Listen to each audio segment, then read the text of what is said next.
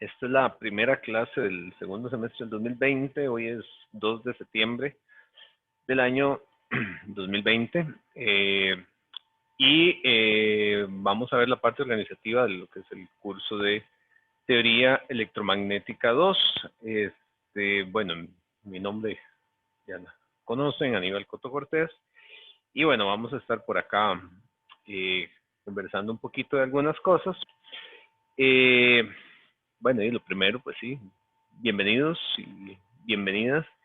Eh, un curso que es de teoría de campos variantes en el tiempo, principalmente. Ustedes vienen saliendo de este mundo, que es un curso electrostático para llegar a este curso. Entonces, esperemos que sea una buena experiencia. Esto que está aquí está en la carta del estudiante, que como les digo, está en el TEC Digital. Todo va a aparecer acá, nada más que lo quise poner estilo presentación, pues compartir el documento a veces es un poco complicado. Y bueno, el curso, ¿verdad? L4514, Teoría Electromagnética 2.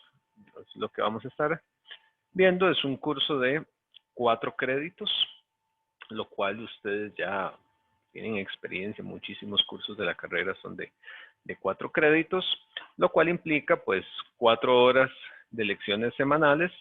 Tenemos lecciones hoy, los viernes, miércoles y viernes, y 8 horas de estudio extra clase, ¿verdad? Que es tiempo que ustedes deberían dedicar en la casa. Entonces, bueno, eso está por ahí. Tiene como requisitos circuitos integrados lineales y TEM1, ¿verdad? Principal TEM1, curso importante acá. Y este curso es requisito para comunicaciones eléctricas 1, ¿verdad? Este curso es más desde el punto de vista de energía, transmisión de energía entre sistemas, luego comunicación eléctricas, ya es más desde el punto de vista de información, ¿verdad? Un poquito más abstracto. Ese es el paso que tenemos ahí. En el programa van a ver ahí que dice que el curso es de asistencia obligatoria. Eso yo no lo puedo quitar. O sea, eso está ahí en el programa del curso. Entonces, en buena teoría, si faltan a clase, ¿verdad? Tomamos nota de eso y hay tabla, como dicen ahí. Sin embargo, yo no paso lista. Yo no paso lista. A menos de que sea requerido para alguna evaluación, algún trabajo, algo así. Entonces, siéntanse en la libertad de decidir si creen que vale la pena, si creen que no vale la pena. Mi esfuerzo está en que valga la pena, esa es la idea. Porque bueno, ahí está la opción de que los videos se graban y se ponen, pero bueno, yo siempre he dicho que la mejor opción es de aprovechar el momento en vivo de la clase sincrónica, si es que tienen la oportunidad, porque eso lo obliga a uno a dedicar ese tiempo. Si uno no lo hace ahorita, ¿verdad? Porque qué rico dormir y lo veo más tarde, es tiempo que se va perdiendo y se va acumulando, sobre todo, y ese curso tiene mucha materia. Entonces, siéntanse libres, ¿verdad? De conectarse o no conectarse. Ahora vamos a hablar un poco de dinámicas, metodología, también para ver, quiero conocer opiniones de ustedes. Pero sí es obligación de ustedes estar atentos a todo, ¿verdad? No quiere decir que yo vaya a hacer cosas, por así decirlo, a sus espaldas o algo así, para nada. Lo que quiere decir es que ustedes tienen que estar atentos, preguntando y demás, aunque cualquier acuerdo que tomemos en clase, que realicemos, yo lo comunico. Yo envío correos. Ustedes vieron que abrí también un grupo de WhatsApp que les llegó ahí y algunos se han unido. La idea es que tenga poco spam ese grupo de WhatsApp, solo para cosas relevantes. Entonces, por ahí pueden preguntar. Yo suelo enviar los recordatorios, los correos, los envío por correo, y como el TEC Digital a veces es lento, también lo tiro ahí por WhatsApp, etcétera, ¿verdad? Entonces, todo eso está ahí. Ok, es un curso sobre campos electromagnéticos, ¿verdad? O sea, estamos hablando E y H, pero con la característica de ser funciones del tiempo, ¿verdad? Entonces hablamos de que es una función del tiempo. Es una función del tiempo lo que tenemos ahí, lo que se llama campos dinámicos. Eso es importante. ¿Por qué? Porque el curso de TEM 1 es un curso de electrostática, o sea, campos estáticos, ¿verdad? Campos que no se mueven en el tiempo, ¿verdad? Que son resultado de configuraciones estáticas en el tiempo, aunque en la última parte debieron ver un poquito ya de electrodinámica, un poquitín, pero bueno, en campos electrostáticos es TEM 1. La diferencia es que aquí ya son funciones del tiempo y eso cambia muchísimas cosas, cambia muchos fenómenos, nos da una serie de posibilidades pues también grandes, ¿verdad? Entonces por ahí tenemos cosas interesantes. ¿Qué se ve acá? Bueno, hay propagación de campos electromagnéticos en el espacio, que precisamente esa es una de las posibilidades que nos da el hecho de que tengamos campos dinámicos. Entonces, ese movimiento de ondas en el espacio, un avance de ellos, es mucho de lo que estudiamos ecuaciones de ondas, fenómenos de propagación, etcétera. Entonces, ese tipo de cosas las vemos por ahí. Esto en el espacio, pero también en líneas de transmisión, lo que se llama medios guiados. Eso lo vamos a revisar también. Entonces, cuando tenemos una línea de transmisión, ahí se establecen también campos electromagnéticos, están establecidos entre las líneas y también estudiamos esa parte. De hecho, digamos que una primera parte del curso es esto, ¿verdad? Esto es como una primera parte y luego aplicamos las cosas en una segunda parte con otros temillas aquí en líneas de transmisión. Adicionalmente, pues también vemos la parte que tiene que ver con antenas, o sea, cómo paso de la línea de transmisión, cómo paso hacia propagación en el espacio, esa parte ahí es relevante. Y por último, algunos temas que son un poquito más cortos, pero que son importantes. Bueno, el de técnicas de acople no es tan corto, pero está muy relacionado con sobre todo. Aunque pues también se podría ver con medios, pero no es tan común. Y la parte de guías de onda, eso es lo que comprende el curso. Entonces el curso es una descripción de todos esos eventos, de todas esas situaciones que tenemos ahí. Ahora, parte de las atributos con los cuales contribuye este curso, bueno, es un curso de conocimiento base de ingeniería, ¿verdad? Ya este es a nivel pues, más avanzado, porque el curso de TEM 1 es un curso, aunque son otros temas, es un poco más básico, este es un poquito más avanzado. Entonces, de ahí el uso de la matemática, el uso de herramientas por ahí es importante. Y de ahí vienen herramientas de ingeniería. Herramientas no son solo paquetes de software, herramientas físicas, ¿verdad? Sino técnicas de análisis, etcétera, ¿verdad? Eso también está por ahí. Análisis de problemas, que eso es como de todos los cursos. Y un poquitín de diseño. De hecho, aquí no vemos tanto como problemas de diseño, así como diseñen algo, casi siempre son problemas más de análisis, lo que se me suele manejar, ¿verdad? En esa parte. Y entonces con eso, pues, queremos proyectarnos, ¿verdad? Como el ingeniero exitoso, contribuir con esos atributos, aunque de vez en cuando, ¿verdad? Metamos la pata, ¿verdad? Metamos la pata o le metamos agua a una tubería eléctrica. Cosas que ocurren. A nivel de objetivos. Entonces, primero que nada, analizar qué propagación de campos electromagnéticos, ¿verdad? Para la resolución de problemas con materiales y fronteras.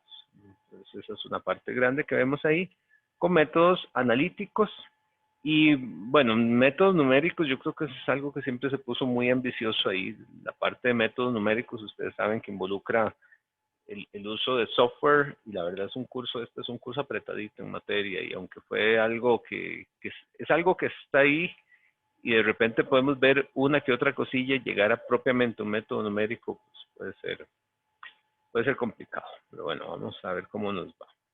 En cuanto a objetivos específicos, lo que les decía, ¿verdad? La propagación de lo que se llama la onda viajera, ¿verdad? En medios con pérdidas, o llamamos disipativos.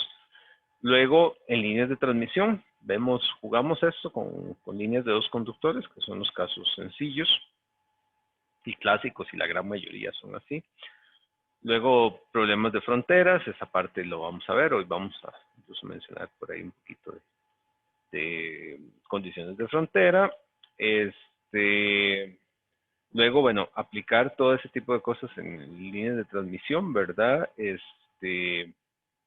Principalmente mediante métodos analíticos y métodos gráficos también, que es la parte como de acoples. En esta parte de acoples hay una parte grande que es conocida, que es llamada la carta de Smith. Esa parte de acoples que es por ahí relevante. Y por último, la parte de antenas, poder chequear un poquito ahí la parte de antenas, poder determinar cómo se ve la antena y poder establecer características de radiación, por lo menos a nivel de la longitud de la antena y ese tipo de cosas por ahí que son relevantes. Ahora, contenido, ¿qué son los temas propiamente que vamos a estar viendo? Bueno, primero, onda plana uniforme. Onda plana uniforme es como el tema principal que uno ve por acá. Acá una representación de cómo se ve la onda plana. Después tendremos tiempo de revisar eso. Hoy chequear este repaso de electrodinámica y a partir de la próxima clase ya empezar con a ver ecuaciones de onda plana, pointing y bueno, ver una serie de temas por ahí, empezar a avanzar con la materia. Para eso tenemos 3 semanas según el planeamiento que tenemos acá. Esperemos que alcance bien el tiempo. Luego, a las tenemos 3.5 semanas, perdón, para lo que es reflexión y transmisión de ondas planas, esa parte que es relevante, que es cuando tenemos una onda que viaja, incide en una frontera, ¿verdad? Por ahí, entre dispositivos, entonces una parte llega, una parte se refleja y una parte se transmite, y eso da un fenómeno de algo que llamamos una onda estacionaria, y bueno, vamos a hacer también una onda transmitida por ahí. Entonces, determinar las características de eso y un par de temillas pues que están ahí, que son importantes, aunque son medio apéndice, porque no son tan directamente, pero dispersión de velocidad de grupo. Hasta aquí vamos por la semana 6.5 del semestre. Para entonces deberíamos de haber completado los contenidos del primer parcial. Vamos a ver cómo nos va con el tiempo. Yo espero que bien. Serían todos estos temas. Y el primer parcial está propuesto para la noche, bueno, para el día de la mascarada costarricense, ¿verdad? Si lo queremos poner en términos nacionalistas, Halloween, también conocido en términos gringos. Sábado, por cuanto este curso lo estamos coordinando entre el otro grupo de TEM 2 de aquí en Cartago, en Cartago ahorita, la costumbre, y el grupo de San Carlos, ¿ok? Entonces, se está coordinando. Entonces, la propuesta inicial es que sea ese sábado 31 de octubre a las 8 de la mañana. Entonces, la recomendación es que estudien mucho para que no les salga el pisuicas, ¿verdad? Y ponerle empeño a las cosas. Y se evalúa hasta el tema 2.7, o sea, todo aquí, ¿verdad? Todo ese tema. Eso es como para que no queden dudas. En cuanto a esas fechas, ahora vienen las fechas en resumen otra vez más adelante. Son propuestas de fechas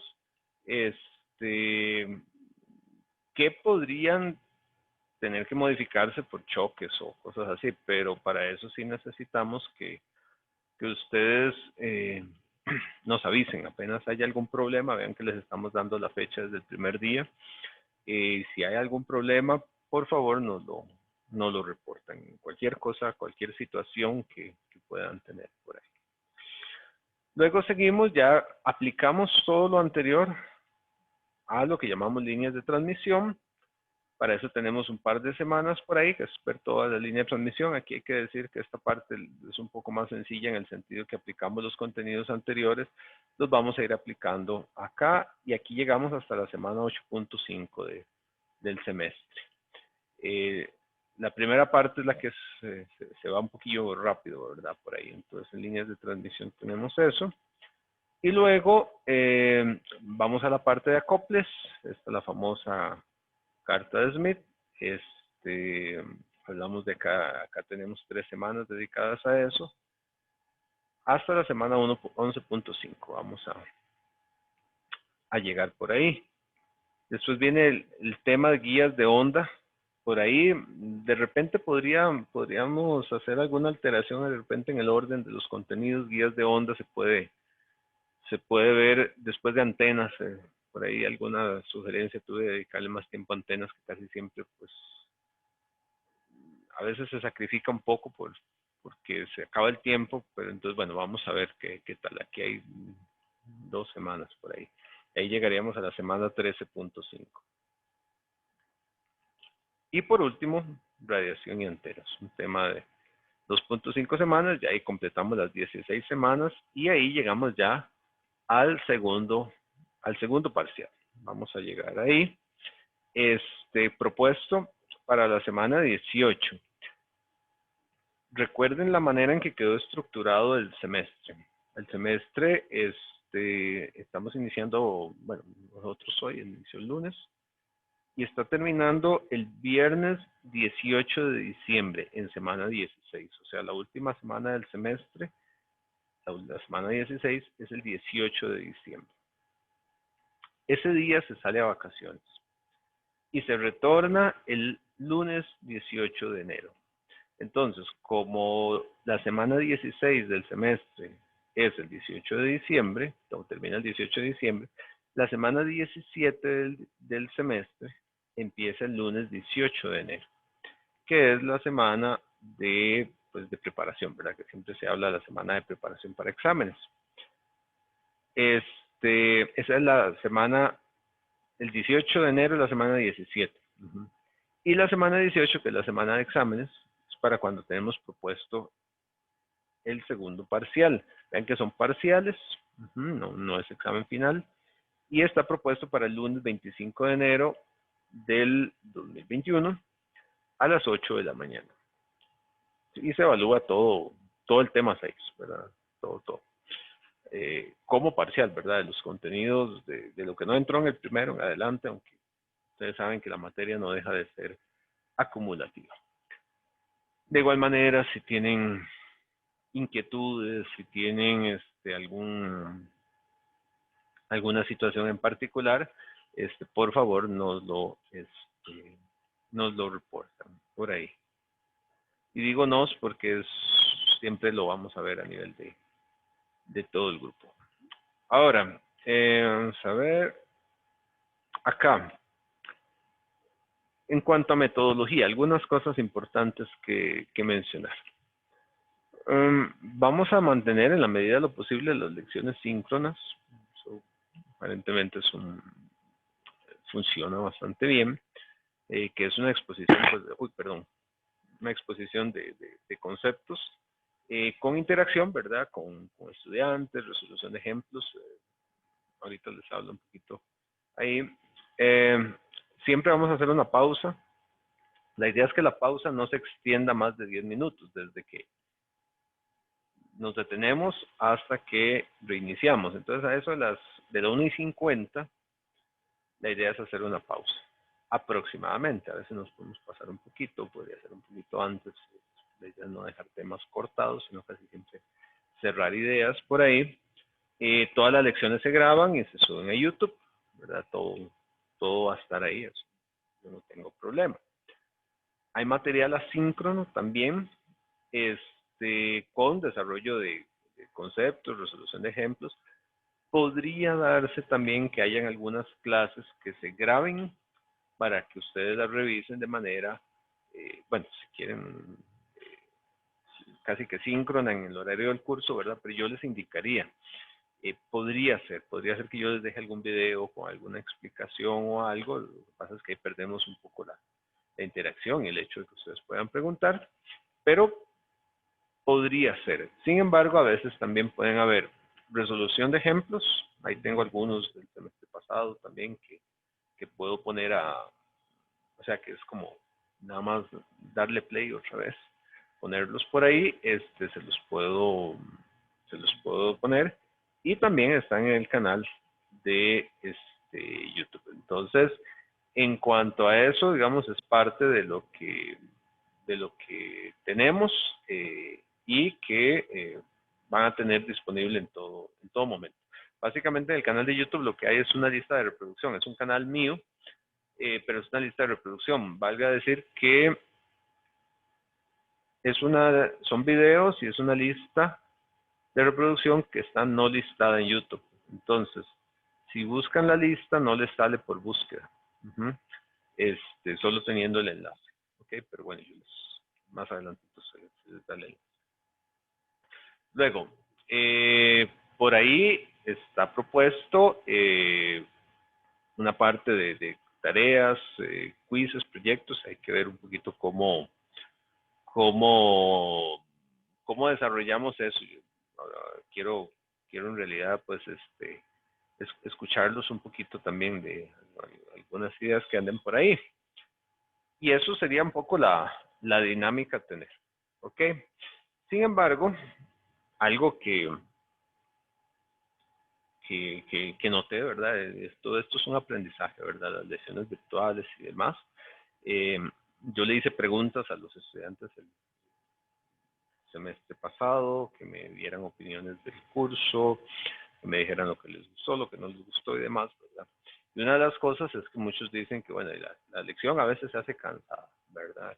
Y yo sé que es cansado, más si tuvieron clases anteriormente, si tenían clases en la mañana, estar viendo el monitor, ¿verdad? Termina uno ahí como hipnotizado, entonces se puede hacer muy, muy cansado eso.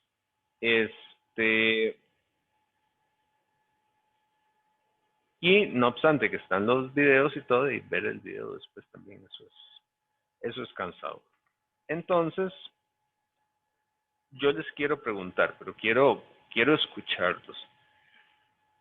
¿Será que les parece bien tener algo de mayor interacción,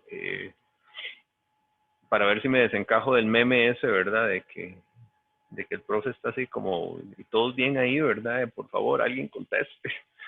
A veces es complicado, se siente uno como que le está hablando ya nada más a la computadora, ¿verdad? Pero también para despertar un poco de interés. Yo tengo, digamos, se me ocurre que podríamos usar una parte del porcentaje destinado aquí, ahora hablamos de los porcentajes, como una parte hasta cierto punto, un poco de trabajo cotidiano. Ahí tengo algunas ideas. Una de las ideas que se me ocurre es que, bueno, no los puedo obligar a a estar conectados en lecciones síncronas, eso lo tengo muy claro, es una directriz de la Vicerrectoría de Docencia, porque la pandemia no fue voluntaria, ¿verdad? Es un asunto obligatorio, y entonces eh, el estudiante puede seguir un curso de manera asíncrona, ¿verdad? Entonces, por eso todo el material se sube a YouTube, ¿verdad? No pueden seguir esta lección. Y así tuve estudiantes la vez pasada que tenían problemas de conexión a internet, que tenían una serie de cuestiones, y lograron seguir el curso de manera asíncrona, o sea, lo veían en la noche, los videos. Sin embargo, la gran mayoría sí puede estar conectado, y eso es una realidad. Ahorita tenemos, bueno, hay 20 participantes, creo que eso me cuenta a mí, entonces tenemos a casi todos, ¿verdad? Eh, entonces, se me ocurría que puedo hacer pares, por ejemplo, de estudiantes, o ver cómo hacer con los estudiantes que puedan tener algún problema de conexión, y asignar algunas partes de eso, o hasta podría ser una gran parte, no sé, ¿verdad? Donde yo les dejo alguna asignación pequeña que se entiende, algún problema que exponer, podría ser algún problema concreto, algún ejercicio, podría ser una pequeñísima investigación de un tema relevante, y que lo tengan que exponer de manera síncrona. Preparan un material, algo que no dure más de 5 minutos, ¿verdad? O sea, si van a preparar una presentación, esa presentación puede tener 5 5 slides ahí para presentar las cosas de manera sencilla en realidad, pero eso con la idea de darle un poquito más de interacción a la clase, ¿verdad? Es más interesante escucharse que escuchen a alguien diferente que solo escucharme a mí, ¿verdad? Con un tema que se les daría con tiempo, no es algo de una clase para otra. Y, y eso tendría algún porcentaje. La ventaja de que como son poquitos, podemos aumentar ese porcentaje, podemos aumentar las participaciones. Por ejemplo, si hiciera parejas, bueno, al día de hoy hay 20 ahí, hay que ver inclusiones, pero podríamos tener 10 grupos y son en total, terminan siendo 16, 32 lecciones, ¿verdad? Entonces podríamos acomodar varias veces. La idea no sería tener como una tarde de exposición, sino en cada clase, bueno, no absolutamente en todas, algunas clases ahí habría que programarlo, tener participaciones de ustedes ahí y que eso les valga, ¿verdad? Eh, como un poquito de trabajo y es casi como un trabajo cotidiano, ¿verdad? Porque no son cosas súper elaboradas, no es como verlos ahí que estén trabajando y demás. Pero a este punto, yo quisiera escucharlos, quisiera escuchar qué les parece, opiniones, si les parece bien, si les parece mal, o para tratar de hacerlo un poquito más interesante esto. Entonces, no sé, me gustaría escucharlos ahí, que abran el micrófono y me comenten un poquito.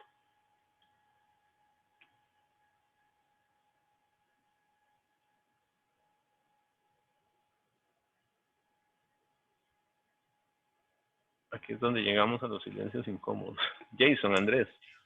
Profe, sí, sí, yo pienso que sí, eso de las exposiciones así cortas, tal vez podría ser bueno una por clase al inicio de cada tema, que a alguien se le asigne como que dé como un resumen del tema, porque obviamente y si no lo hemos visto no vas a ver como a profundidad, ¿verdad? Resolver ejercicios así, pero sí como que investigue de qué se trata y qué es lo que vamos a ver como para que introduzca el tema.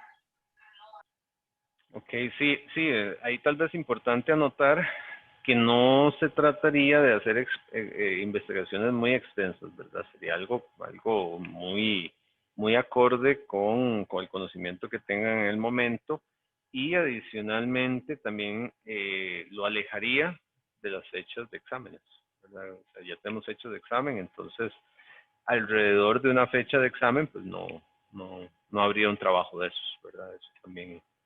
Obviamente eso es importante, digamos, habría que calendarizarlo muy bien. Ok, gracias ahí, Jason. ¿Alguien más que quisiera? Tengo la opinión de uno. Se vale decir que no también, que se vale decir que sí, pero sí es importante escucharlos. Buenas, profe. Sí, Ayrton, ¿Todo bien? Robin. Profe, a mí sí me parece que es una buena idea y una buena opción. Y así también uno va ganando, no sé, una parte del porcentaje de ella y ahí se le va asignando también. Entonces sí, a mí personalmente me parece. Ok, ok. Gracias.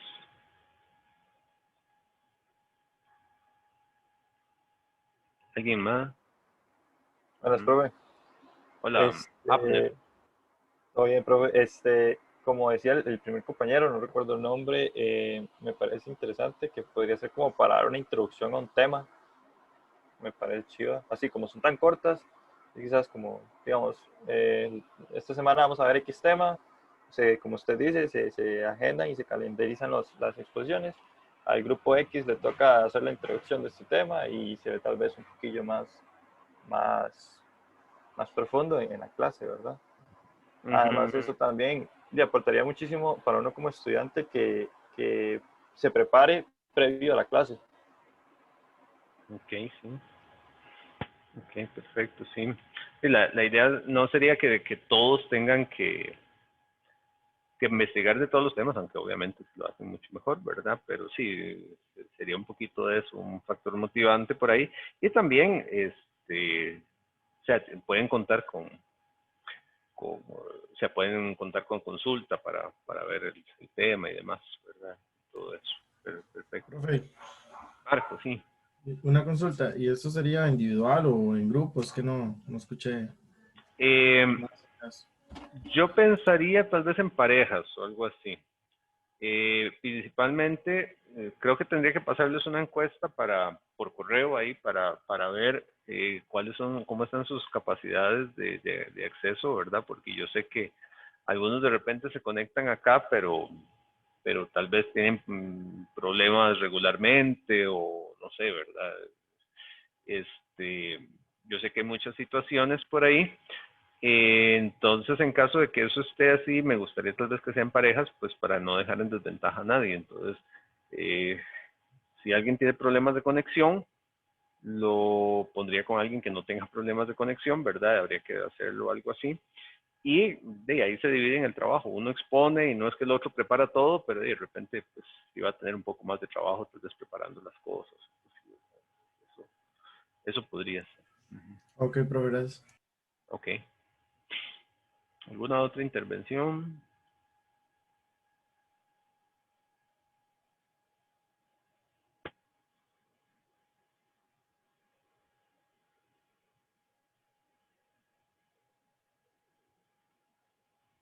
Bueno, parece que ya ningún micrófono más se quiso activar. Bueno, entonces, veámoslo por ahí. Veámoslo por ahí. No lo he trabajado porque quería ver su propuesta. Nadie dijo que no. Entonces, supongamos en silencios positivos. Entonces, les aviso ahí cómo lo vamos haciendo. La idea es armarlo rápido, pues, con tiempo, ¿verdad? Ok, bueno, entonces voy a compartir otra vez. Ya iba a seguir sin compartir. Eso a veces me pasa. Bien. Ahora, esto es el resumen de la evaluación, como están los exámenes, primero y segundo, y luego ese trabajo, como les digo, no es que todos tengan que hacer todos los trabajos que se pongan, ¿verdad? Si no, se les va a tomar en cuenta, no sé, serían 1, 2 o a lo mucho 3 trabajos. Entonces ahí tendría que meditar un poco el asunto, ¿verdad? Y ver si ahí cabe todo ese 20% o de manera parcial. Necesito pensarlo un poquitín por ahí. Y bueno, es lo que está propuesto. Luego por aquí, esto no estaba antes, el examen de reposición está programado para el 1 de febrero, lunes 1 de febrero del 2021. ¿Ok? Y bueno, es como la propuesta que se ha venido pues trabajando regularmente. Hay una parte de tutoría, digamos, la tutoría la mantenemos. Por ahí, vamos a tener para este semestre 2 tutores. Antes venía solo uno haciendo para los 2 grupos. Aquí serían 2 tutores. Pero estamos meditando cómo hacer una buena tutoría. De hecho, por ahí tal vez les hago llegar también como alguna encuestilla que me hagan llegar ahí sugerencias, porque siempre se complica un poco y sobre todo a nivel a nivel virtual, ¿verdad? La vez pasada sí hubo bastantes problemillas por ahí, y la verdad queremos que sea algo de provecho. Pero bueno, está planteado eso. La metodología, como les digo, está por definirse, ¿verdad? Porque queremos que sea atractivo. Yo por ahí probablemente les pase algo para que me comenten cómo verían ustedes una tutoría que en verdad sea funcional y que sea atractiva. Inicialmente lo que se ha dicho, lo que se ha trabajado es que la tutoría, para los que quieran participar de la tutoría, vale un 10% de la nota. Y el resto de evaluaciones, las tareas y exámenes valdrían un 90%.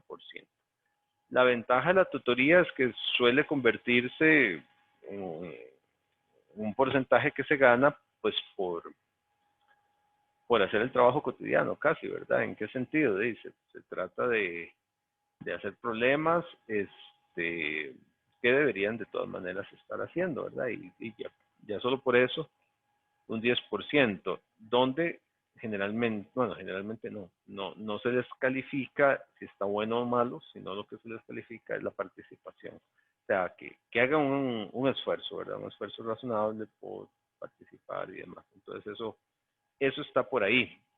Entonces ahí hay un 10%. Ahí como les digo, probablemente les esté pasando como una encuestita a ver cómo creen ustedes que sería una buena tutoría como para que ustedes decidan participar. Sí, porque esa es la gracia, ¿verdad? Al final de cuentas. Ustedes ya están familiarizados, son estudiantes avanzados y todo, ya listo. Luis Fernando tiene la mano levantada por ahí. ¿Quiere mencionar algo? Sí, con permiso, profesor. Sí, ¿Podría adelante. poner un segundo la filmina anterior? Es que se me trabó el internet y no pude ver los porcentajes bien. Ahí están. Ok, muchas gracias. Un gusto. De igual manera, recuerden que esto ya está en el TEC Digital, va a estar ahí todo lo que veamos acá, todo por ahí se pone. Ok, contactos, bueno, ahí por correo me pueden escribir, ¿verdad? Eso es una manera. De ahí un teléfono, pero el teléfono está en Cartago y yo no estoy en Cartago, ¿verdad? Está en la oficina. Pero bueno, ese es el teléfono, pero es el mismo número que tengo asociado ahí con el WhatsApp. Y tenemos un grupo de WhatsApp del grupo, ¿verdad? Yo les hice llegar eso. Siéntanse en la libertad de escribirme en cualquier momento, sea la madrugada o cuando sea. Yo nada más silencio las notificaciones del WhatsApp cuando no las quiero escuchar, pero eso no significa que los vaya a ignorar eternamente, ¿verdad? A veces puedo tardar un poquito, pero sí los atiendo, digamos, sí atiendo todo, y si puedo los atiendo en el momento. Entonces no tengan pena ahí en escribir, y el grupo está ahí para el grupo, ¿verdad? Pueden hacer preguntas ahí en grupo y demás, ¿verdad? Todo eso se vale. Y para consulta, los martes tengo consulta síncrona, digamos, hay consulta asíncrona, de que es correo electrónico y el WhatsApp también, ¿verdad? Ahí está. Pero síncrona, yo me conecto por Zoom los martes de 2 a 4 y los miércoles de 8:30 a 10:30. Eso pues no es algo a lo que estemos obligados tampoco, modo pandemia, digamos, a tener una sesión ahí, que uno esté ahí, pero no sé, me gusta ofrecer la opción. Si algún día no puedo, yo se los comunico, y si necesitan otro momento para reunirse, porque esos horarios no les sirven, me dicen y buscamos otro momento. Pero digamos, a ese momento, en estos horarios, en esos enlaces, yo me conecto, abro ahí el Zoom y nada más, generalmente le pongo el volumen a la compu y dejo el Zoom de fondo, entonces nada más me hablan para llamar la atención, ¿verdad? No es como que estés viendo el Zoom con full atención, pero si hablan ya los voy a escuchar y esperan un toquecito y los atiendo mientras paro la música, lo que estoy escuchando, ¿verdad? Pero bueno, esas opciones están. Entonces vean que hay bastantes canales de comunicación. Eso por ahí que lo tengan claro. Nuestras lecciones siempre son con el mismo enlace, los 2 días, ahí está el enlace. El canal de YouTube, este es el canal de YouTube, ahí en ese enlace, pueden ver los videos. Esto, digamos, ahora terminamos y primero se convierte, luego lo subo y qué sé yo, un par de horas después siempre está en línea el video. Ahora, los videos yo los voy a poner, van a tener como un numerito, ¿verdad? Entonces, digamos, esta presentación, en la presentación aparece como 0, luego viene con 1, 1.1, ahí van en orden, ¿verdad? Sin embargo, le hago un índice por contenidos del curso, con el programa del curso, y les pongo los enlaces. Entonces, cuando vemos un tema en particular, les pongo el enlace ahí, en ese documento que está en un Drive, por ahí, entonces también eso lo pueden ver ahí. En el TEC Digital, las presentaciones, documentos, etcétera, algunas cosas a veces cuando hay entregas también. Y bueno, lo que probamos el semestre pasado, para evaluaciones síncronas, a algunos les gustó, a otros no les gustó. Estamos en ese asunto, se llama Class Marker. Si la mantenemos este semestre, pues vamos a tener que hacer algún ensayo, ¿verdad? yo dárselos para que ustedes vean la metodología y todo, y si cambiáramos de plataforma o algo así, pues también lo ensayaríamos.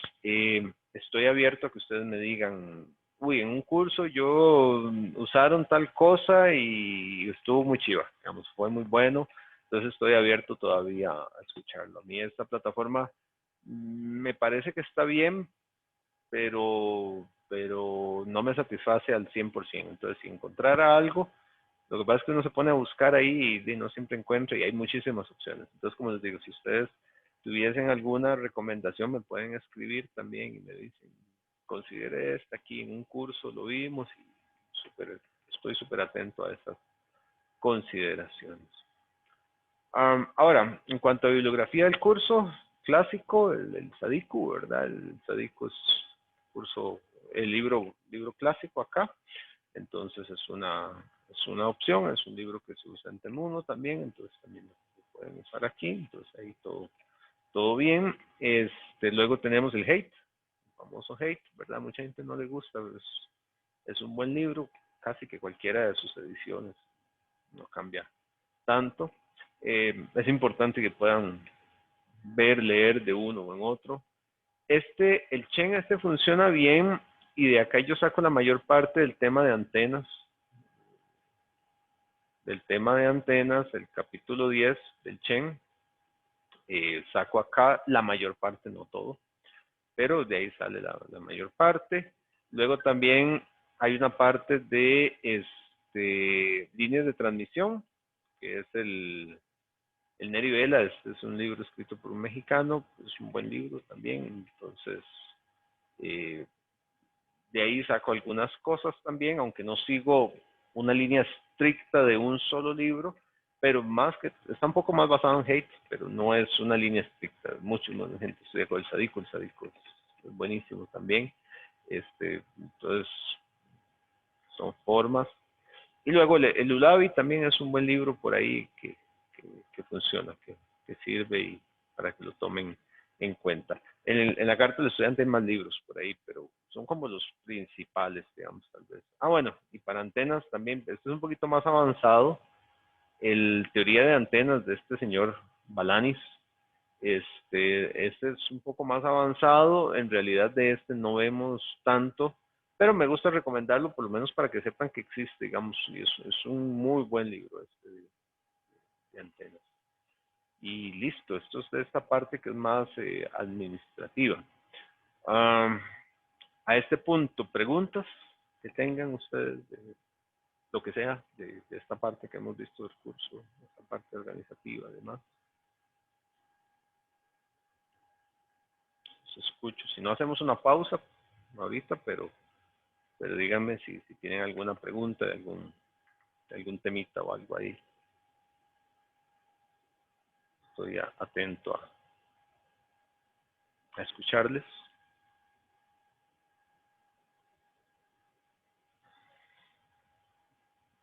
Parece que no. Bueno, entonces hagamos una pausa, descansen, levántense, estírense.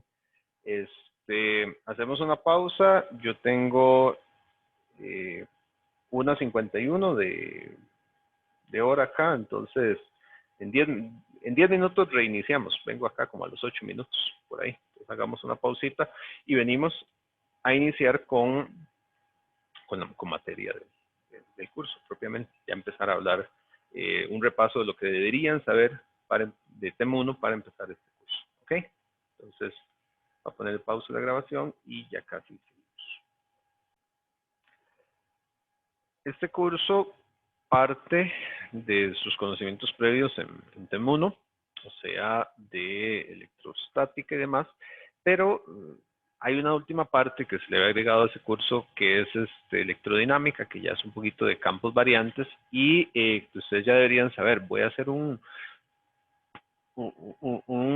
resumen grande, digamos, de esa parte. Antes de iniciar, parte de las cosas que me dijeron el semestre pasado es que las presentaciones se cansaban un poquito, de estar bajo un fondo blanco casi siempre como la presentación pasada, y me puse a buscar un poquito de cómo descansar la vista, hacer mejores presentaciones y demás, aunque siempre aquí son un poco densas por la matemática y demás, pero encontré que, bueno, ponerles fondo negro y demás puede ser cómodo. Hice un experimento que es esta presentación que van a ver. Quiero que al final me den una realimentación de cómo la sienten, si la creen conveniente, cómo para seguirla aplicando en cuanto a la vista, que sea bonita y demás, ¿verdad? Y que sea agradable. Entonces, voy a compartirles ya y porfa al final me dan una opinión también para ver si la sigo aplicando de esta manera. Lo que vi por ahí es que, bueno, sí, es como en modo noche, ¿verdad? El detalle es que estamos muy concentrados en lo que estamos viendo, haciendo, entonces la vista se puede cansar mucho. Por lo tanto, voy a usar esta parte que es un fondo oscuro y letras blancas. Entonces, porfa, me avisan al final si lo creen conveniente, si creen que vale la pena seguir así o si volvemos al modo que es como la presentación anterior, con fondo blanco. Entonces, por ahí me cuentan. Entonces, le prestan un poquito de atención a esa parte. Lo que vamos a ver acá es un repaso, pues, de electrodinámica, ¿verdad? Recuerden, tenemos nuestra electrostática, nada se mueve. En esta otra parte, más bien estamos hablando de cargas, electrones, ¿verdad? Que se mueven, dinámica, que es un poco, digamos, como la parte en general del curso, pero en el curso hablamos, bueno, decimos campos dinámicos, variables en el tiempo y algunas diferencias por ahí. Electrodinámica casi siempre son más fenómenos propiamente de inducción. Ok, entonces,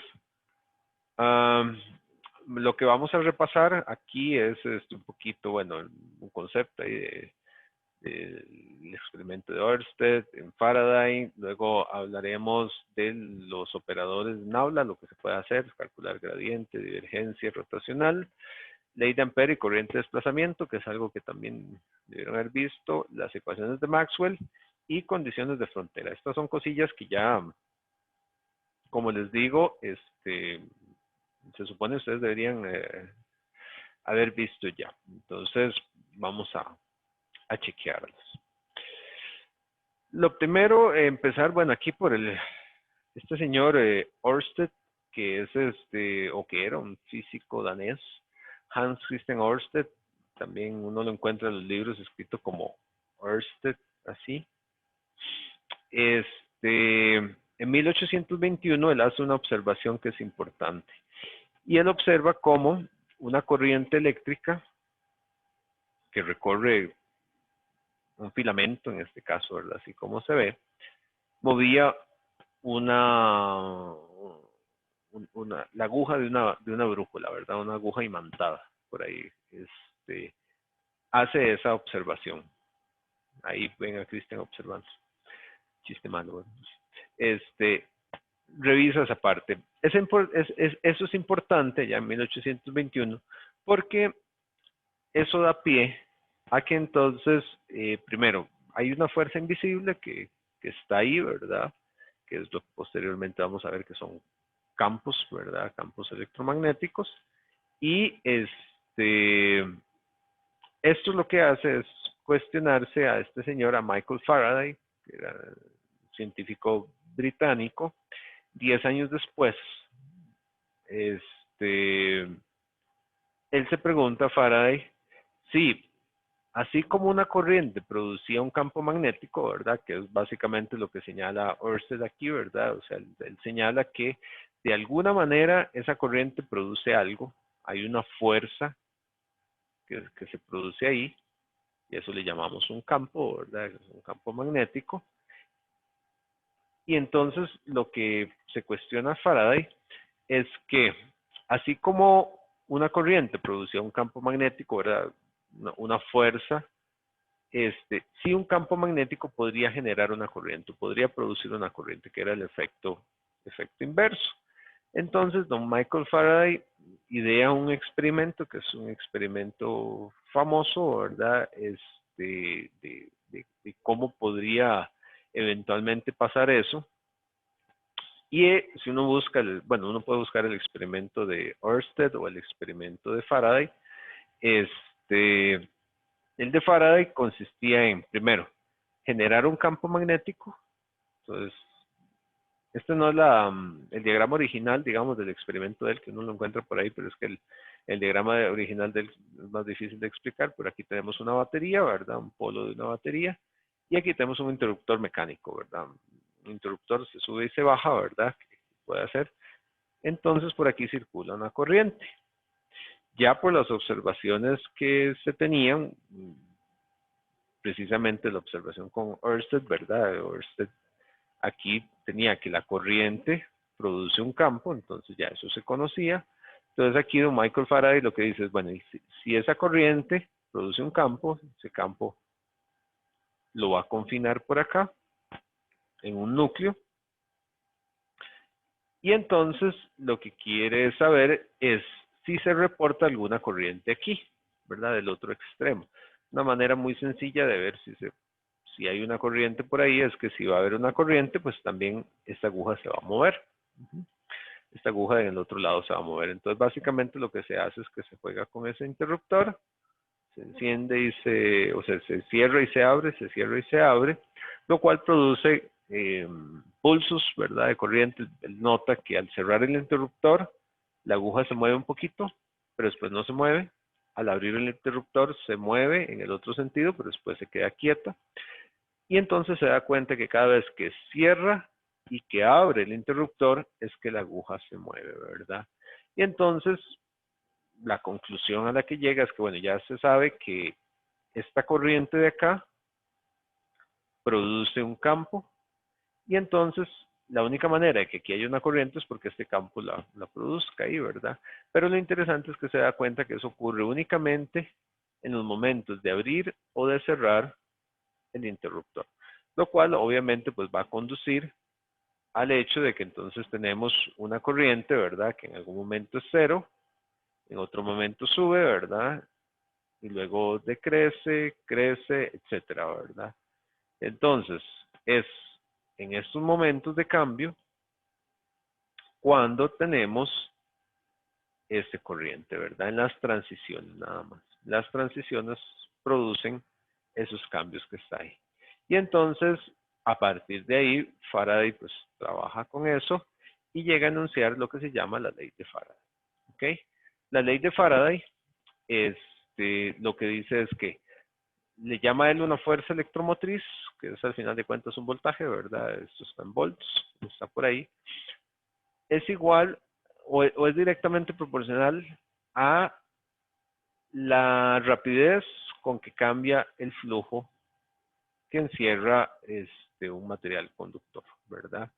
Entonces, el flujo phi, ¿verdad? Corresponde a un flujo que cruza a través de cualquiera y cada una de las superficies cuyo perímetro es la trayectoria cerrada del circuito, ¿verdad? Que podría ser incluso discontinuo, imaginario, en el sentido de que después se verá que incluso una barra, ¿verdad? Yo puedo tener una barra que no es precisamente cerrada, ¿verdad?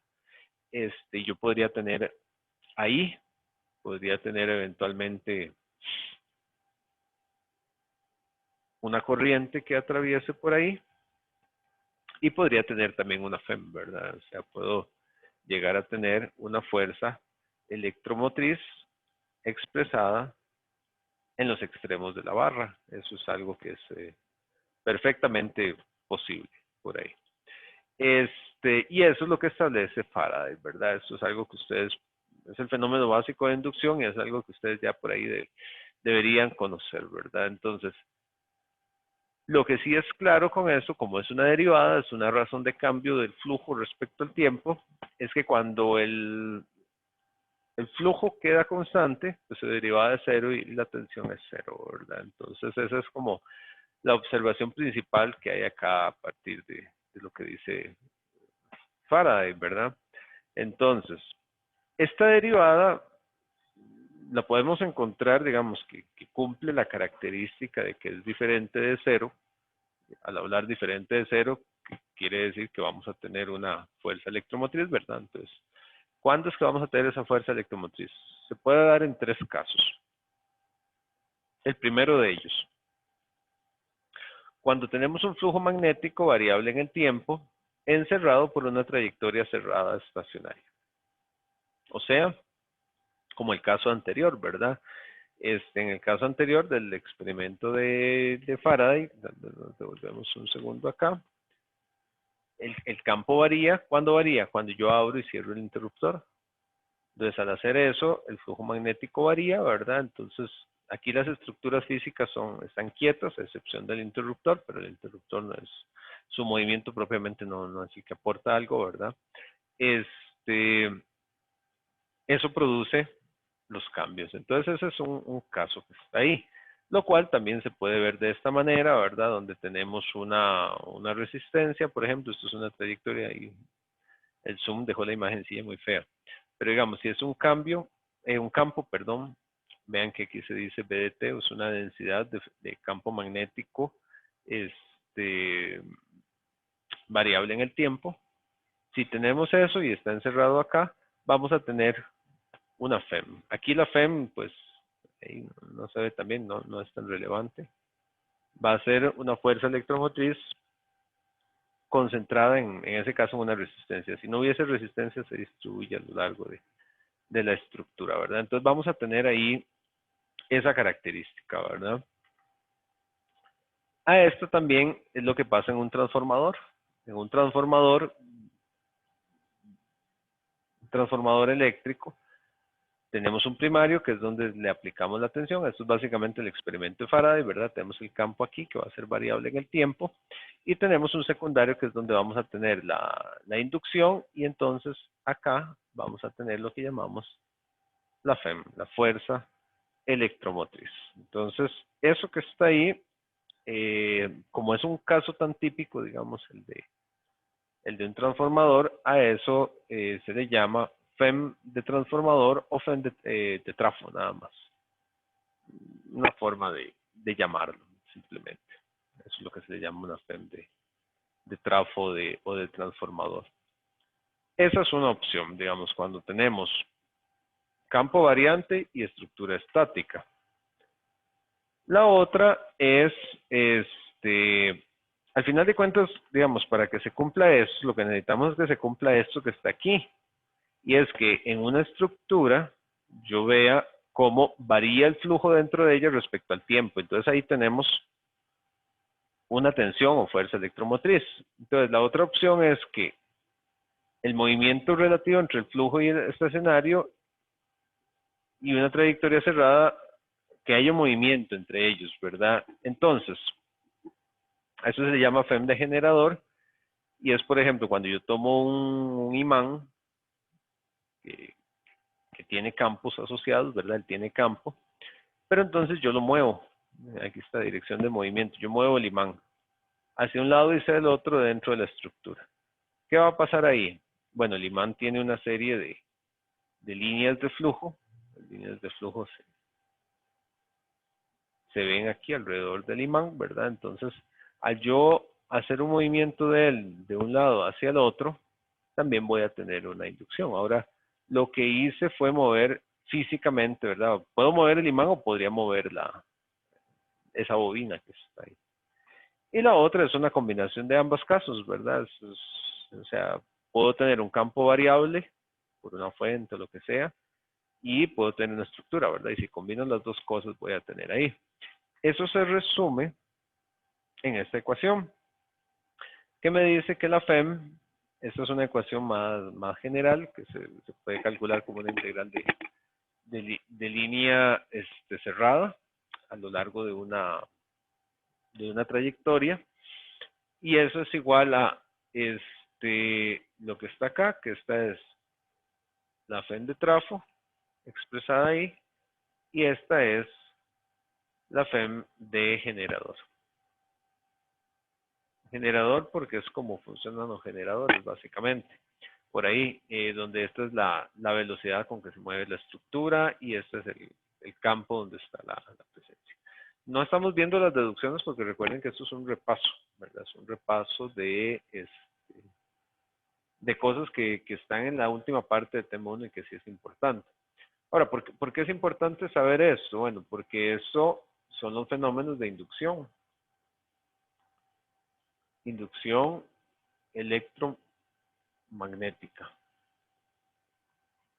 Y entonces son importantes porque estos fenómenos de inducción son los que me justifican y me fundamentan el hecho de que yo pueda transmitir a largas distancias información, energía, ondas electromagnéticas, porque al final de cuentas van a ser fenómenos de inducción, lo que vamos a tener ahí. Por acá se aplica mucho lo que se llama la ley de Lenz. La ley de Lenz lo que dice es que un voltaje inducido, ¿verdad?, va a producir un flujo opuesto al flujo original, ¿verdad? Y eso es como reaccionan estas estructuras, ¿verdad? Cuando yo tengo una bobina, por ejemplo, en el caso del transformador, si yo considero este transformador, y tengo el secundario del transformador por acá, cuando yo le aplico un flujo variable en el tiempo, la ley de Lenz lo que me dice es que entonces la bobina va a reaccionar para contrarrestar el flujo original, ¿verdad? Entonces, ¿cómo va a reaccionar? Con un flujo aquí totalmente opuesto, en dirección contraria. Y para poder generar ese flujo, ella va a necesitar una corriente que en este caso, por regla de la mano derecha, iría en esta dirección. Y esta sería la corriente inducida. Esa sería la corriente inducida en ese caso, ¿verdad? Lo que tendríamos. Ok, eso ahí a modo de repaso. Y bueno, si cuando la estructura tiene n vueltas, ¿verdad? Que es como este caso aquí, eso tiene n vueltas, pues la ley de Faraday multiplica con una n. Ok, entonces es como refrescar un poquito, no es algo, les soy sincero, no es algo que se evalúe en el curso, pero sí es algo que es importante que lo conozcan, porque de repente uno por ahí hace referencia y demás. Es importante. Si alguien quisiera adentrarse un poquito, siempre aquí hay todo un asunto de SN, que es S-, perdón, ¿qué significa S-, que está ahí? Hay un artículo pequeñito que se titula así, ¿verdad? Entendiendo y usando el signo menos de la ley de Faraday. Y ahí está el enlace. Es un artículo, son como 3 o 4 páginas, muy interesante para explicar adecuadamente por qué es que hay que ponerle un menos ahí. ¿Qué tiene que ver al final de cuentas con la ley de Lenz? La ley de Lenz es la que me justifica ese menos que está ahí. Ahora, algo que también, digamos, deberían conocer de cursos anteriores. El uso de los operadores, del operador Nabla. Ese operador Nabla es importantísimo. Si alguien tiene dudas, les recomiendo este último enlace por ahí, esa referencia que está ahí en línea. Pueden chequearlo, pero es algo que se va a utilizar.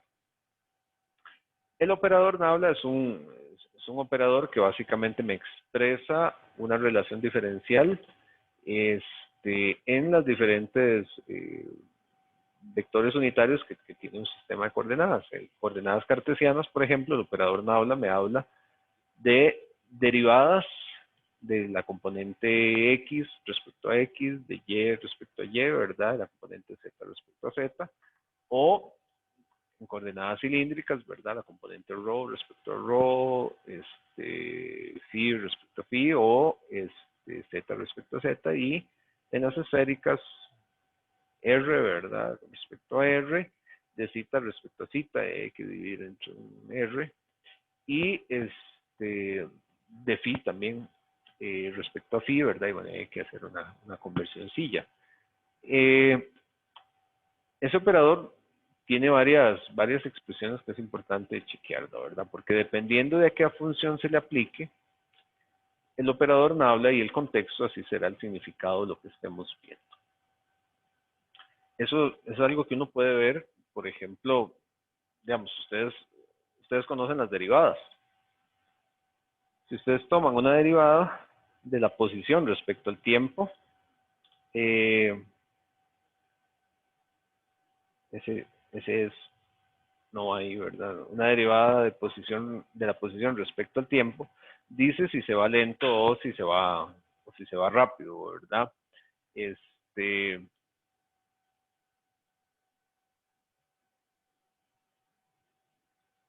que aquí hago anotaciones, cuando me encuentro esas cosillas las corrijo en las presentaciones, por eso ahí estaba tomando nota.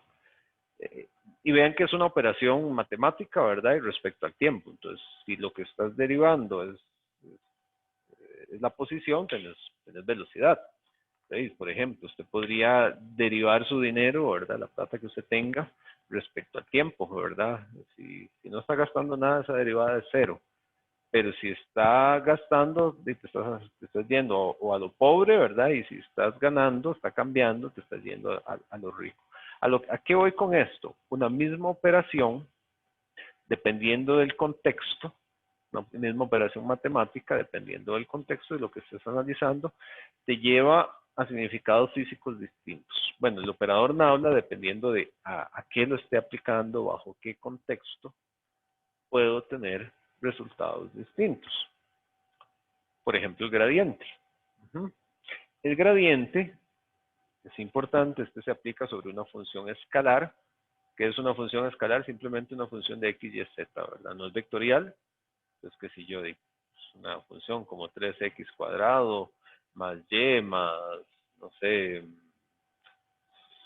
z entre 3 o como quieran, ¿verdad? Esto es una función escalar que al final de cuentas, cuando yo, si puedo sustituir esos valores ya por números específicos, tengo un número, ¿verdad? Esa es la función escalar. Esa función escalar, si yo le aplico el operador nabla, vean que esta es la función. Entonces, al aplicárselo, el operador nabla, que es simplemente así el operador y a la función, ¿verdad? Se convierte en una derivada de cada uno de los términos. Respecto a x, respecto a y y respecto a z. Lo interesante es que se aplica una función escalar y lo que voy a obtener ahí es una función vectorial, porque me da valores en x, en y y en z, en ese caso, ¿verdad? Entonces, cuando yo lo hago, se aplica una función escalar y se obtiene una función vectorial, que indica la dirección en la cual un campo varía más rápidamente. Y eso es importante de la expresión o del significado físico, ¿verdad? Del gradiente. Por ejemplo, la función está representada en un espacio, al final de cuentas, ¿verdad? Al final de cuentas, uno encuentra una función representada en el espacio. Si es una función de x, y, z, es un espacio tridimensional, pero bueno, supongamos algo sencillo, supongamos simplemente en x y y, ¿verdad? Entonces, en x y y, yo tengo ahí una, no sé, una función cualquiera, 3x cuadrado más 2y, por decir algo, ¿verdad? Entonces, cuando yo le aplico el gradiente a esa función, yo me voy a dar cuenta en qué puntos varía más rápidamente, ¿verdad? Y me va a dar un vector como tal, lo que me da es un vector que indica la dirección en la cual varía más rápidamente. Obviamente, si lo limito a x y y, el vector va a estar en x y y, ¿verdad? Y es un vector como tal. Al aplicar la operación matemática te da un vector. Entonces, qué sé yo, te da un vector, por decir algo, 3x más 2y. Estoy bateando ahí, no busqué como un ejemplo por ahí, ¿verdad? Entonces son 3 en x, 2 en y, entonces venís, lo pones por acá, y entonces el vector apunta, dice algo así. Entonces, ¿qué es lo que me dice en ese caso? Bueno, que en esta dirección tengo la mayor variación de esa función, ¿verdad? Como tal. En estas imágenes, por ejemplo, lo que se hace es que los valores de la función se representan en blanco y negro, ¿verdad? Donde los valores más altos son negros y obviamente los más bajos son blancos, ¿verdad?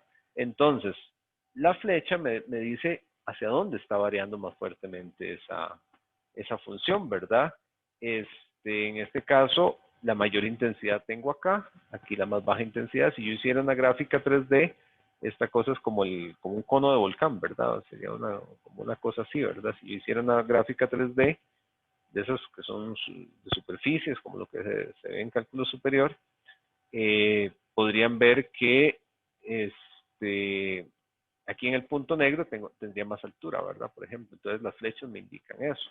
En este caso, más bien me indican que van en un solo lado, ¿verdad? Y eso es lo que llamamos el gradiente. Yo puedo encontrar las regiones, con el gradiente yo puedo encontrar las regiones donde la función varía más rápidamente, ¿verdad? Entonces eso es importante tenerlo en cuenta. La divergencia, que es el operador cuando usamos el puntito, ¿verdad? Usamos el puntito, se aplica sobre una función vectorial. Entonces esto me hace una diferencia sobre el caso anterior.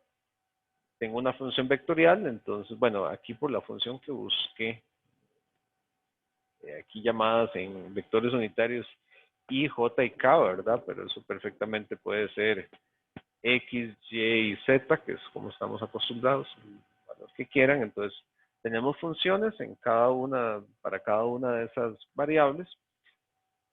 Aplicamos la divergencia, ¿verdad? Que es el operador nabla, por ahí. Y entonces vamos a obtener una función escalar. Vean que acá, a diferencia del caso anterior, un toquecito del caso anterior, cuando lo aplicamos a un escalar, obtenemos vectores en X, Y y Z, ¿verdad? En ese caso. Acá, cuando lo aplicamos en un vector, obtenemos un escalar. ¿Qué quiere decir obtener un escalar? Obtener un número, al final de cuentas. Esa función escalar, un número, indica la diferencia entre un flujo saliente y un flujo entrante en una superficie. Ven que es una función vectorial. Como tal, una función vectorial, por ejemplo, igual, si yo la defino en dos espacios,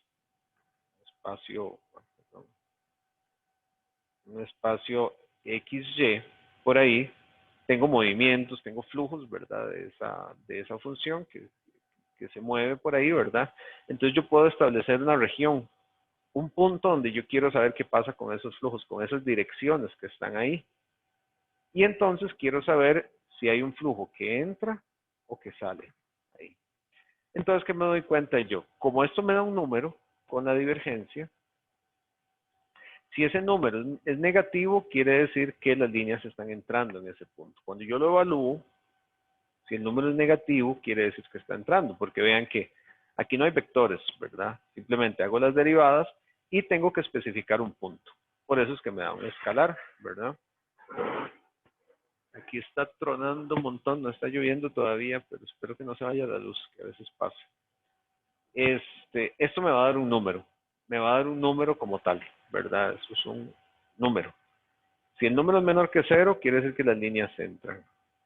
Si el número es mayor que 0, quiere decir que las líneas salen. Y si es 0, ni entra ni sale. La sumatoria neta es igual a 0, ¿verdad? ¿Qué son los casos clásicos que se ven? Hay muchos ejemplos con flujos de agua, por ejemplo, digamos, el flujo de un agua bajando en un desagüe. Eso me da una divergencia neta, ¿verdad? Por ejemplo, el agua entrando, ¿verdad? Y el agua se absorbe y se va. Entonces, si ustedes lo evalúan en una superficie, el agua entra.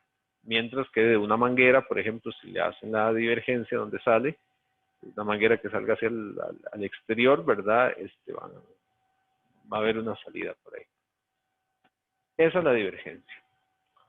El rotacional, sí lo vamos a usar bastante. Lo vamos a tener presente por ahí.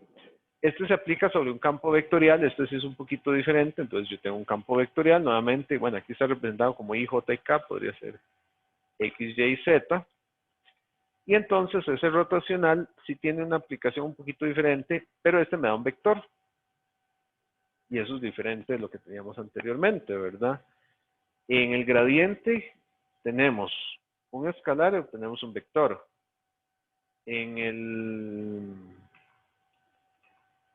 En la divergencia, me he olvidado, tenemos un vector y nos da un escalar.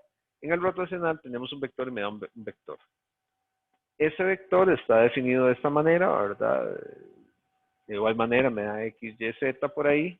Me faltó armonizar esto con los X y Y.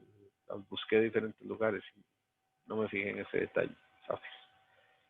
Y se obtiene otro campo vectorial, ¿verdad? Este es de vector a vector. Y lo que indica la tendencia de un campo vectorial a inducir lo que se llama rotación o circulación en un punto. Entonces, bueno, hay muchas cosas muchas imágenes que explican eso. Por ejemplo, si yo tengo un balón, ¿verdad? Un balón perfecto ahí, y viene agua y le impactan líneas de campo por igual, pero en todas las direcciones, lo cual es un caso muy ideal, ¿verdad? El balón no se va a mover. No va a girar, digamos, si yo lo tuviese como con un eje abajo, pues él no va a girar. Entonces, su rotacional es cero, ¿verdad? No se mueve. Sin embargo, por ejemplo, si yo tengo líneas de flujo en un sentido y en otro sentido, va a hacer que la bola esta se mueva. En ese caso, sí tengo rotacional, ¿verdad? Entonces, el rotacional lo que me dice es eso. ¿Cuál es la capacidad de generar esa circulación? Y eso, más adelante por ahí lo chequeamos. Esta es otra forma en que se puede ver la circulación. A veces se usa el ejemplo de la bola o a veces de las paletitas. Por ejemplo, en estos campos estamos, por ejemplo, aquí asumiendo un campo uniforme. Todas las líneas tienen la misma magnitud. Sin embargo, por ejemplo, aquí, con líneas de diferente magnitud, de diferente intensidad, entonces, estas son mucho más intensas que esta.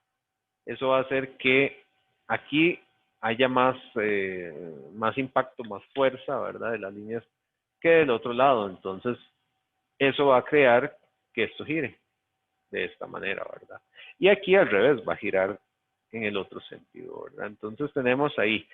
Y eso es lo que me dice el rotacional. Entonces, el rotacional es la capacidad, o sea, matemáticamente y con alguna interpretación física, es la capacidad que tiene un campo de lo que sea, de producir circulación. Después vamos a ver un poquito la interpretación física de eso. Luego por ahí también como repaso la ley de Ampère, esto es válido para electrostática, pero no para campos dinámicos, que me dice que el rotacional de H es igual a J, ¿verdad? Esto es importante. ¿Qué es lo que me dice acá? Yo lo puedo ver de dos maneras, ¿verdad? Lo puedo ver como que el rotacional produce J o J tiene un rotacional de H. ¿Qué quiere decir, por ejemplo, que J tenga un rotacional de H? Bueno, que si yo tengo, supongamos una estructura por la cual circula una densidad de corriente. Ahí tengo la densidad de corriente. Entonces, esa densidad de corriente produce un rotacional de H. ¿A dónde? De alrededor de ella. ¿Qué quiere decir eso? Que tenemos un campo que gira a su alrededor, H, porque este campo, al girar, produciría o tendría la capacidad de mover las paletitas de las que hablábamos hace un momento. Esas paletitas que se movían acá. Yo me estoy dando cuenta que necesitaría un color blanco para hacer anotaciones en este fondo oscuro. Y esa paletita se movería, ¿verdad? Esto es lo que justifica la regla de la mano derecha para corriente, ¿verdad? Cuando yo tengo corriente, tengo una densidad de corriente y tengo un rotacional alrededor. O sea, tengo la presencia de campo magnético alrededor. Y eso es válido para CD, ¿verdad? Para CD sabemos, si usamos la regla de la mano derecha, viene una corriente y alrededor tenemos ese movimiento. Sin embargo, eso no es útil para campos dinámicos. Para campos dinámicos, lo que pasa es que cuando varían, por ahí no estamos viendo la deducción, pero aparece un término que hay que justificar de otra manera, y es este término que está acá. Este término lo que me dice es que el rotacional de H es igual a dos cosas. A lo que llamamos la corriente de conducción, yo le agrego aquí el sigma para hacer como explícito la conducción. Y este otro término que le llamamos corriente de desplazamiento.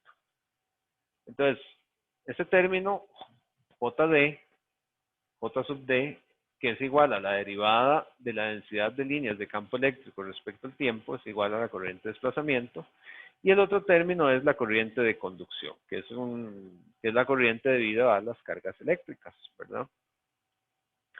Este término es importante porque es el que me justifica que yo pueda tener campos incluso en la ausencia de un medio conductor. Porque esta es corriente de conducción, que está ahí, esta es corriente de conducción. La corriente de conducción, vean que por su expresión, depende de una conductividad y un campo eléctrico, ¿verdad? Depende de las dos cosas. ¿Dónde tengo conductividad? Solo en un material. Pero ¿qué pasa en el aire? ¿Qué pasa en el vacío, por ejemplo? Por eso es que esto para campos dinámicos no vale, porque cuando yo tengo un campo dinámico yo sé que se mueve en el aire, pero en el aire no tengo conductividad, o bien es despreciable. Entonces aparece el nuevo término, que es JD. JD lo que da lugar es que incluso en el aire yo pueda tener una densidad de corriente que llamamos corriente de desplazamiento y alrededor de ella yo tenga, también sería regla de la mano derecha, yo tenga circulación de campo magnético. Y es lo que justifica la existencia, digamos, de que yo pueda tener campos incluso en medios no conductores.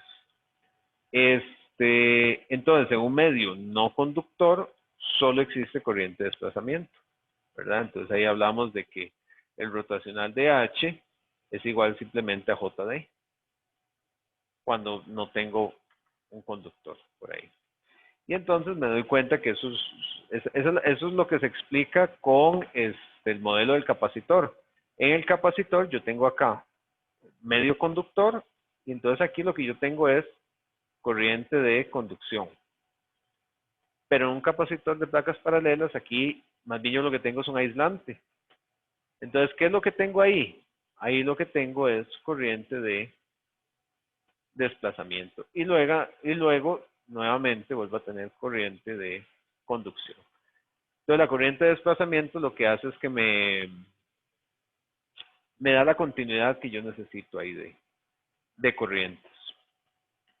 Entonces ese término por ahí es importante porque por ahí aparece y lo vamos a estar utilizando. Y de esta forma tenerla clara es importante. Como les digo, estas son cosas que deberían de tener en TEM 1. Luego un repaso, por ahí tenemos que verlas un poquito más, pero de las ecuaciones de Maxwell, este señor que era un científico escocés, James Clerk Maxwell, en 1865 publica el documento que se llama Una teoría dinámica del campo electromagnético, con la cual él demuestra que E y H viajan en el espacio a la velocidad de la luz. Es un conjunto de 20 ecuaciones, de las cuales 4 son las más conocidas, que tienen diferentes formas. En forma diferencial es cuando tenemos derivadas por ahí, que son estos que están acá. Tiene unas relaciones auxiliares. Aquí lo que dice básicamente es que, devolviéndome aquí un segundo, rotacional de E si tengo una variación de campo. O sea, si yo tengo en algún punto un campo que varía en el tiempo para que su derivada no sea cero, ¿qué voy a tener alrededor?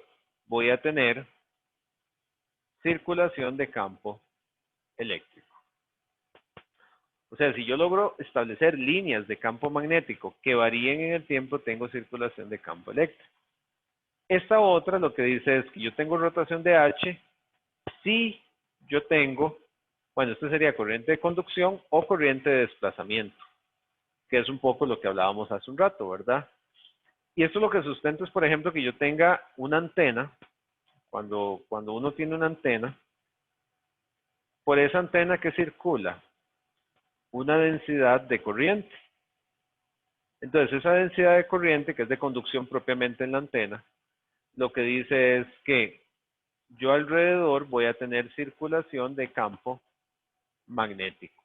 Y cuando tengo campo magnético, ¿qué tengo? Densidad también de campo magnético. Entonces, en cada uno de estos puntos, si estas son funciones que varían en el tiempo, en cada uno de esos puntos yo voy a tener funciones que varían en el tiempo. Por lo tanto, en ese caso, vamos a encontrar que aquí también voy a tener, este campo va a estar aquí en cada punto y voy a tener campo eléctrico alrededor. Y a su vez este campo eléctrico me va a dar una variación de la densidad de líneas de campo eléctrico respecto al tiempo y eso me va a dar rotacional también de H. Y ahí sigue una cadena infinita donde si uno lo ve como un punto específico, alrededor tiene la circulación de H, digamos inicialmente. Y luego, alrededor de eso tiene la circulación de cada punto, tiene como en anillos la circulación de E. Y alrededor de cada anillo, ¿qué vamos a tener? Nuevamente la circulación de H. Y alrededor de S, de E y demás. Entonces, ¿qué va a pasar? Que yo tengo un punto y tengo una propagación de líneas que se alejan de esa fuente puntual. Y eso me lo explican estas dos ecuaciones de Maxwell. De ahí su importancia. Estas dos de abajo son importantes, pero lo que me dicen es que vean que tenemos el gradiente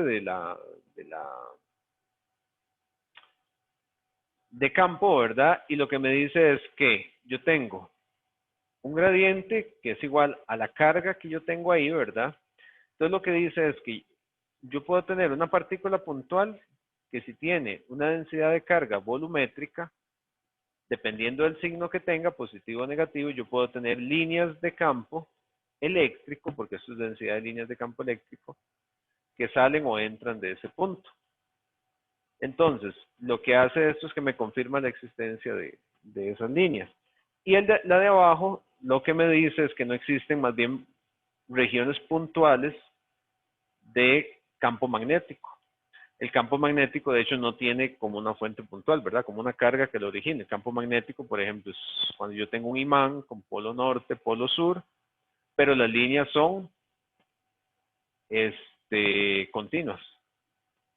Esas líneas de campo magnético, pero no salen de manera puntual, como si salen de una carga, ¿verdad? Entonces eso es lo que me dicen esas ecuaciones de Maxwell. Y bueno, algunas relaciones relevantes que ya vimos ahí, cómo se calcula la densidad de líneas de campo eléctrico, D igual a epsilon E, B igual mu H, ¿verdad? La corriente de conducción, esto es parte de las ecuaciones de Maxwell, aunque las relevantes son las diferenciales, y en forma integral es agarrar las mismas ecuaciones y darles integral, digamos. Y aquí está un poco lo que les decía, ¿verdad? Que establecen la relación de campos eléctricos y magnéticos, así como la propagación. Y también lo de las fuentes, que eso ya se los mencioné. Y este repaso termina simplemente con las condiciones de frontera entre dos medios, que me dicen que los campos tangenciales son iguales alrededor de una superficie, ya sea de campo eléctrico o de campo magnético. H tangencial 2, aquí arriba le di vuelta los números, H tangencial 1, ¿verdad? Eso es lo que me dice. Esa condición de frontera va a ser útil, lo vamos a estar utilizando. Y luego esto lo que dice es básicamente lo que mencionábamos hace un rato. Si yo tengo una superficie carga, entonces la diferencia de líneas de flujo de campo eléctrico me los da la carga, ¿verdad? Si viene una línea aquí y aquí hay otra línea, ¿verdad? Aquí sería DN1, DN2, la N es de normal, ¿verdad? Que impacta de manera perpendicular. Entonces, si hay una diferencia, lo da una densidad de carga, en este caso superficial. Y luego, para el campo magnético siempre tienen que ser iguales. ¿Por qué? Porque no hay fuentes que me agreguen o me quiten líneas, básicamente. Y con esto hacemos el repaso ya de electrodinámica. Estas cosillas, ustedes deberían saberlos de TEM 1, básicamente. Y si no, pues, importante pegarse una leidilla y repasar un poquito. ¿Alguna pregunta que tengan acá sobre esto que hablábamos?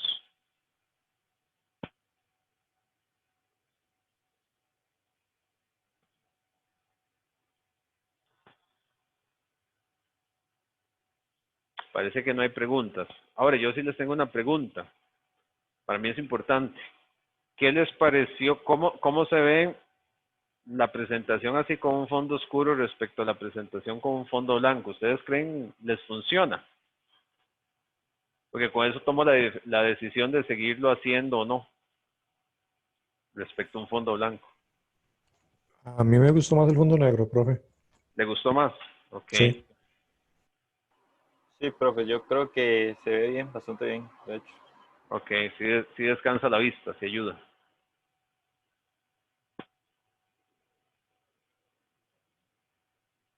Parece que sí, entonces. Porque si no, Sí, entonces profe, yo también. Ok. Sí le gustó. Ok, genial. Entonces trataré de seguirlo trabajando de esa manera. Sí, yo siento, a mí me descansa mucho. A veces estoy en la noche preparando y un fondo blanco cansa un montón. Esto descansa un montón la vista. Bueno, y si les gustó, mucho mejor. Bueno, ahí me escribieron que se ve mejor el fondo negro, mucho mejor el fondo negro. Gracias por la realimentación al respecto. Voy a seguirlo trabajando así para que sea más cómodo para todos. Bueno, ya no les robo más tiempo, ya cumplimos la hora. Nos vemos el viernes 1 de la tarde, ¿verdad? Ok, sí, para ver los videos, pues también se va a ver mejor el fondo negro, ¿verdad? Ok. Listo, entonces, nos hablamos el viernes y les estoy por ahí comunicando cómo hacemos con la otra parte. Que estén muy bien, que tengan una bonita tarde, cuídense mucho y nos hablamos. Igual, No, profe, profe. gracias. Hasta luego. Bueno, hasta luego, que estén bien. Profe, Sí, para darle como una recomendación, es que claro que sí. un profesor usó creo que es una página, un programa, y hizo la clase como más interactiva. Entonces, la página consiste como en igual la presentación, pero en medio de la presentación hay una parte donde como él formula una pregunta y nosotros respondíamos. Por ejemplo, él lo hizo con un falso o verdadero. Entonces, podría ser algo así, que sería entretenido. Ok, ¿y no sabe cuál es la página? Sí, se Sí, llama... si me tal vez si me la puede pasar. ¿Usted se metió al grupillo de WhatsApp o algo así? Sí, O, yo ya estoy... o me lo puede escribir por ahí, o en privado si quiere, o en el grupo, como quiera. Es ¿Está bien? porque si no se me olvida, después no agarro bien el nombre o algo así. Pero Sí, sí, bien. sí, Kahoot podría ser, yo lo estuve viendo, pero sí, no sé, podría ser Kahoot. No le he entrado mucho cómo se trabaja, pero Sí, todas no, esas recomendaciones son buenas. Es que en el chat me escribieron que Kahoot, pero si eso es diferente, me avisa. sí, es Javier. diferente porque iba en la misma presentación. Iba Ok, en la misma presentación, un slide era la pregunta y el siguiente slide, nosotros escribíamos la respuesta y se iba mostrando todo. ahí se muestra. Ok, perfecto, Sí. ¿no? Estoy abierto a escuchar esas recomendaciones. Gracias, Javier. Ok, con gusto, profe. Pura vida. Profe, Sí, yo fui el que le escribió para lo de la inclusión. ajá. Ya, bueno,